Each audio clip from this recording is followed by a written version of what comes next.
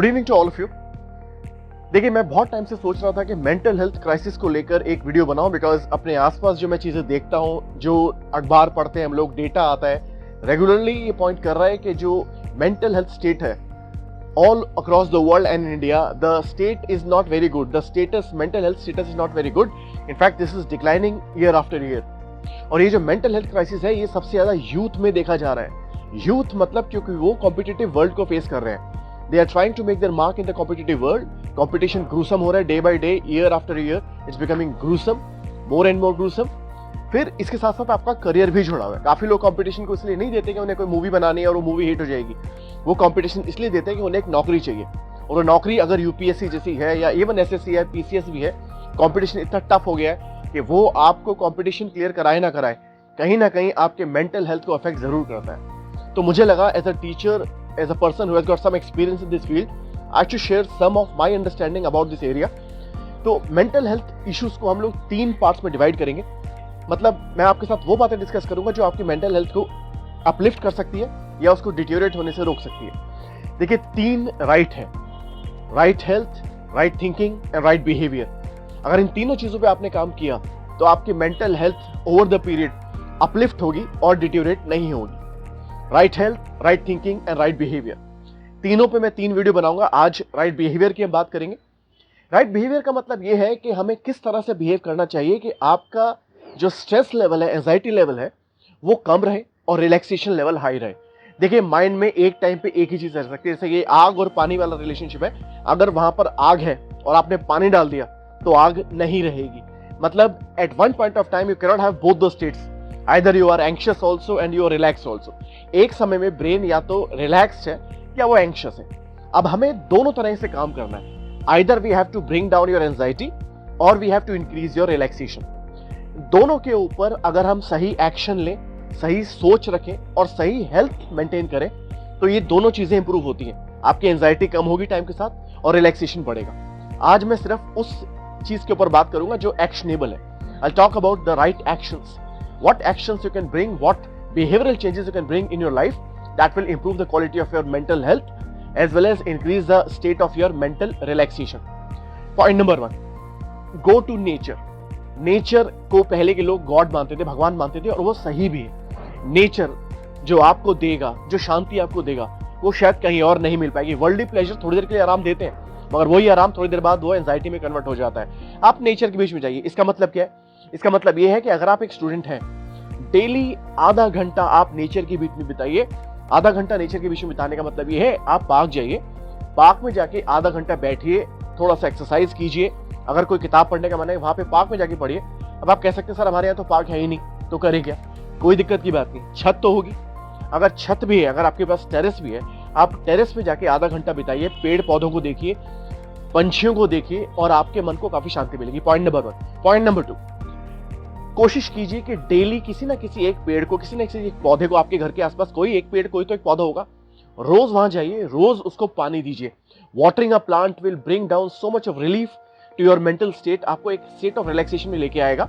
उसको पानी दीजिए। अब आप सोचोगे कि दूसरे लोग बोलेंगे कि ये पागल हो गया है, क्या रोज आके पौधों को पानी देता है। दूसरे क्या सोचेंगे? अगर ये आप सोचोगे तो फिर वो क्या सोचेंगे?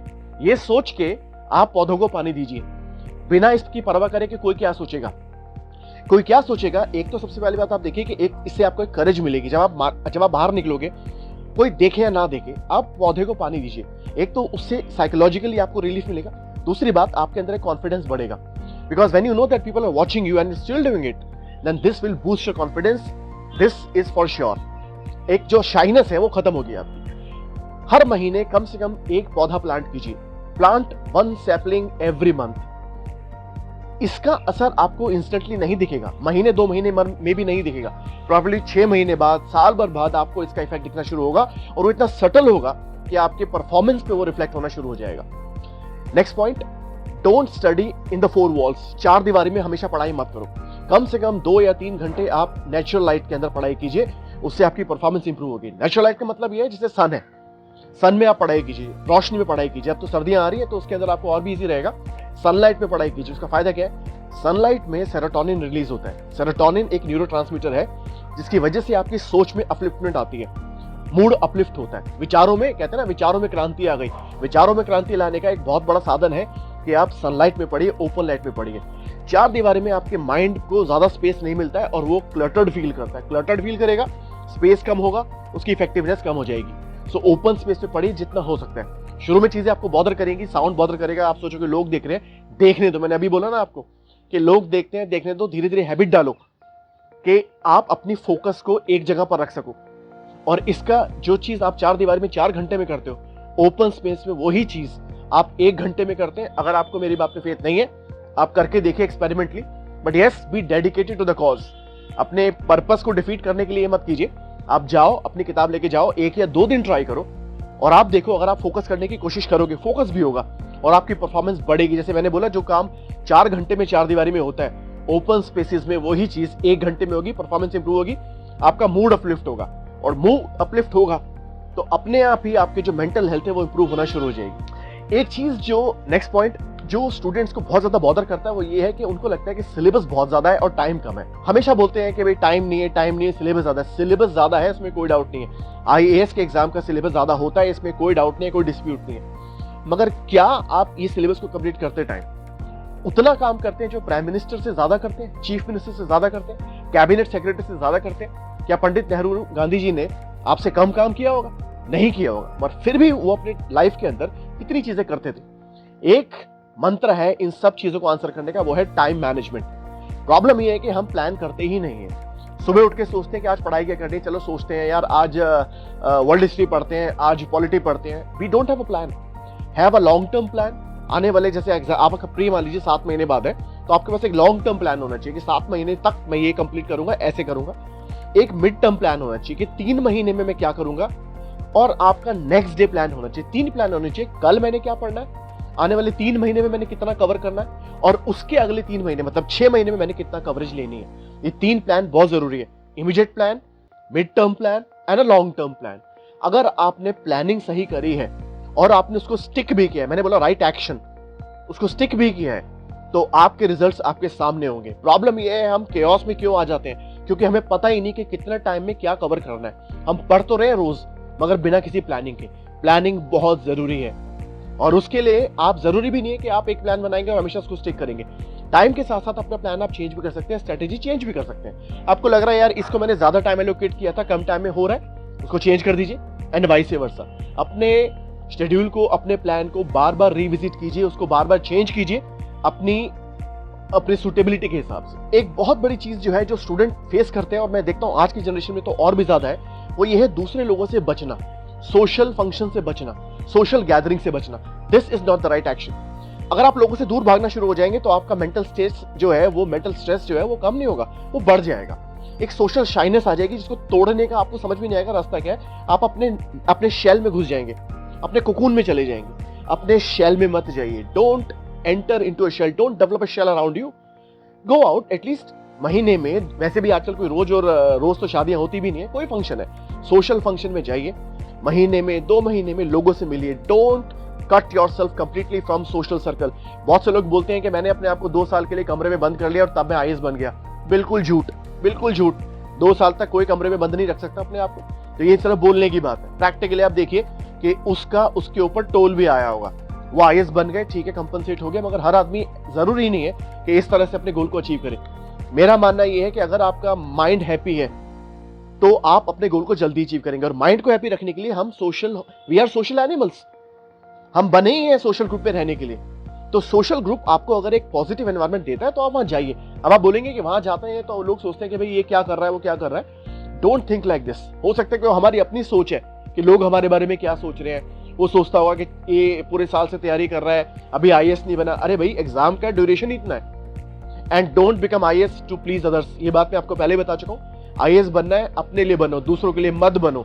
दूसरों को खुश करने के लिए परफॉर्मेंस मत दो।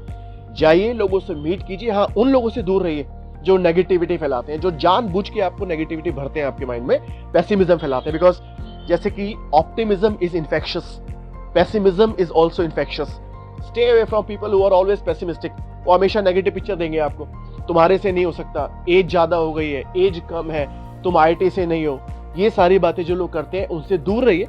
ऐसे लोग भी होंगे जो आपको अपलिफ्ट करेंगे, जो थोड़ा सा लाइटर मोमेंट्स क्रिएट करेंगे उनसे मिलिए और जाओ, कुछ नहीं तो शादी का खाना खा के आ जाओ। मुझे लगता है उससे बड़ा स्टिमुलेंट तो कोई है ही नहीं। एक बहुत बड़ी चीज है जो देखते हैं कि स्टूडेंट्स को लगता है कि ये करने से शायद हमारा स्कोर बढ़ जाएगा, वो है पर्सनल हाइजीन ना मेंटेन करना। Maintain personal hygiene, mental health के लिए ये राइट बिहेवियर है।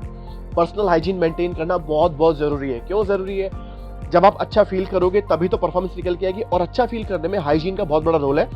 अब स्टूडेंट्स को ये लगता है कि बाल बड़े हुए हैं, नेल्स बड़े हुए हैं, दे डोंट टेक बाथ, कोई हफ्ते में एक बार नहा रहा है, हफ्ते में एक बार कोई नहीं नहाता, ऐसे बोलते हैं। या मान लीजिए पूरे दिन निकल गया, शाम को नहाते हैं। स्टार्ट योर डे प्रॉपरली, जितना जल्दी हो सके उतना जल्दी दिन शुरू कीजिए। स्टार्ट योर डे अर्ली, सुबह ही नहाइए। आपको लग रहा होगा ये बहुत ट्रिवियल सी बात है, नहाने धोने की बात यहाँ से कहा गई, बट नहाने धोना is very very important. Once you take bath it takes away your negativity. At least 6-7 घंटे के लिए तो चला ही जाता है। 6-7 घंटे बाद दोबारा नहा लो अगर इतनी ठंड नहीं है तो।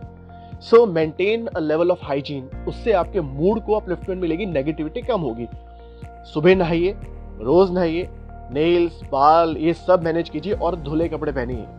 सुनने में ये बातें बड़ी कॉमिक लगती हैं और बड़ी लाइट लगती है, मगर मैं बहुत ही सीरियस वे में बोल रहा हूँ इसको। हफ्ते में आधे दिन का पढ़ाई से ब्रेक जरूरी है। 6 दिन 7 दिन कोई भी पढ़ाई नहीं कर सकता, 24 घंटे कोई नहीं पढ़ सकता है। 6 दिन पढ़ाई कीजिए, 7वां दिन आधा दिन बिल्कुल पढ़ाई मत कीजिए। 6 days a week study completely rigorously around 8 hours every day. 8 घंटे रोज पढ़ाई कीजिए 6 दिन। 7वां दिन जो है संडे मंडे एक दिन फिक्स कर लीजिए, उस दिन आधा दिन पढ़ाई को हाथ मत लगाइए, उसके बारे में बात भी मत कीजिए। Cut off yourself from studies for at least half a day every week. उससे आपका माइंड जो है ना रिफ्रेश होगा। रिफ्रेश होने के बाद ही कंप्यूटर हैंग हो जाता है, आप रिफ्रेश करते नहीं करते, वो चल जाता है। ऐसे माइंड का भी है, हैंग हो गया उसको कट ऑफ कर दो पढ़ाई से, रिफ्रेश हो जाएगा, फिर आपकी हेल्प करेगा। उसके बाद ये देखने की कोशिश कीजिए कि आपकी पढ़ाई की कैपेसिटी कितनी है। हो सकता है मैं हर दिन 10 घंटे पढ़ सकता हूँ, आप सिर्फ 6 घंटे पढ़ सकते हैं, परफॉर्मेंस उतनी निकल के आएगी। So if you can study for 6 hours a day, then study only for 6 hours a day. Don't copy me, don't copy anybody else. अपने कैपेसिटी के हिसाब से पढ़ाई कीजिए। एक टॉपिक पे, एक सब्जेक्ट पे मल्टीपल सोर्सेज रेफर मत कीजिए। पता चला कि पॉलिटी पढ़ रहे हैं, यहाँ से लक्ष्मीकांत उठा लिया है, वहां से विपिन चंद्रा उठा लिया है, वहां से कोई और बुक उठा लिया है। एक टॉपिक पे, हर सब्जेक्ट पे क्लास नोट्स और एक बुक, क्लास नोट्स और एक book. Don't refer multiple sources. ज्यादा सोर्स रेफर करने से सक्सेस की गारंटी नहीं आती है। कॉन्सेप्ट की क्लैरिटी से और क्वेश्चन की प्रैक्टिस से सक्सेस मिलने के चांसेस ज्यादा हैं, मगर ये सब तभी होगा जब आपकी सोच भी सही रहेगी, आपके एक्शन भी सही रहेंगे। और सही एक्शन में ये भी एक एक्शन है कि मल्टीपल सोर्सेज एक ही चैप्टर के लिए या एक ही सब्जेक्ट के लिए रेफर मत कीजिए। Class notes and one source. उसके बाद मेरी आपसे एक बहुत बड़ी रिक्वेस्ट भी है अपने आप में, बिकॉज ये एक यंग जनरेशन के लिए बहुत जरूरी भी है। आजकल का एक ट्रेंड चला हुआ है कि लोग वेब सीरीज देखते हैं, और वेब सीरीज किस नाम से? मिर्जापुर, और पता नहीं कौन कौन से पुर, Badlapur, Mirzapur 1, Mirzapur 2, and people think that they are becoming they are hunk. ये सारी वेब सीरीज देख के बहुत बड़े वो शेर हो गए। ये वेब सीरीज देख के हो सकता है आपको थोड़ी देर के लिए फील आए कि आप ही कालीन भैया हो या आप ही गुड्डू भैया हो, मगर आपकी मेंटल हेल्थ को वो बहुत बड़ा झटका पहुंचाता है। इतनी वायलेंस देखने के लिए हम बने ही नहीं है, मुझे नहीं लगता कोई भी बना है। तो आप इतनी वायलेंट मूवीज को बिल्कुल भी मत देखिए, एंजॉय मत कीजिए, इससे दूर रहिए। हो सके तो 15 मिनट का सूदिंग म्यूजिक, वो भी कोई अच्छा म्यूजिक, नॉट लाइक ना टुडेज हनी सिंह का म्यूजिक कह लो या बादशाह म्यूजिक कह लो, जो नॉन सेंसिकल लिरिक्स और नॉन सेंसिकल म्यूजिक है, एंजॉयबल नहीं है। जस्ट छोटी सी बात बताऊं कि आपको, आई हैव अ नेफ्यू, वो भी जिसकी उम्र सिर्फ 2 साल है, वो खुद 90s के गाने सुन के खुश होता है, जबकि उसे खुद समझ नहीं है कि क्या है, बट इनहेरेंटली उसको 90s के गाने सुनाओ वो खुश होता है। आज के गाने सुनाओ वो गाना चेंज कर देता है। सोचिए, अगर 2 साल का बच्चा म्यूजिक पहचान सकता है तो आप क्यों नहीं पहचान सकते? Listen to soothing music 15 minutes a day and stay away from violent web series, abusive web series, बहुत जरूरी है। एंड प्लीज मेंटेन गैप, ये राइट बिहेवियर में है सारे action. Maintain gap from social media. Social media और mobile combined को जो आपको टाइम डिवोट करना है पढ़ाई के अलावा, 45 मिनट्स अ डे से ज्यादा नहीं करना है। Every day don't spend your time on mobile और social media more than 45 minutes. इसके ऊपर अगर आप जाएंगे आप अपना टाइम खराब कर रहे हैं। जितना टाइम बचाएंगे उतना टाइम क्रिएट होगा। लोग कहते हैं टाइम नहीं है पढ़ने का, टाइम क्यों नहीं? क्योंकि आपका टाइम यहां जा रहा है। You have to fight with social media, you have to fight with mobile phone, that's a reality. Better you fight with it, better you perform, because आपका टाइम बचेगा, एनर्जी बचेगी। आई होप इससे आपको कुछ हेल्प मिली होगी। I will try to make it a whole series where first today I discuss the right actions which you should follow being a aspirant of UPSC or any other competitive exam. Next series I talk about right thinking, Then the third series, I talk about the right health pattern which you should maintain to perform well in this examination, and overall also without being part of examination, as a human being, how you can be more satisfied with the life, how you can enjoy your life to the fullest. Life enjoy करना सबसे बड़ा गोल है life का. अगर ये बात समझ में आती है बहुत लेट, तो आपको इससे पहले वो देर हो जाए, अभी समझिए that you have to work upon the quality of your life.